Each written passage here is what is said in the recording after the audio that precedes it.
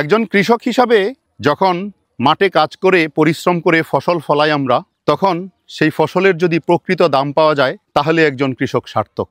প্রান্তিক কৃষক হিসাবে এই ফসলটা, এই শশাটা যখন আমরা বিক্রি করব, সেই শশাটার প্রকৃত দাম না পেলে আমার যে শ্রম, আমার যে মেধা, আমার যে লেবার কস্ট, সব কিছু মিলিয়ে আমি যদি এটার থেকে একটা অর্থ উপার্জন করতে না পারি, তাহলে পরবর্তীতে আবার সেই ফসল ফলানো, শশা ক্ষেত করা বা বিভিন্ন রকমের সবজি ক্ষেত করতে আর মন চায় না।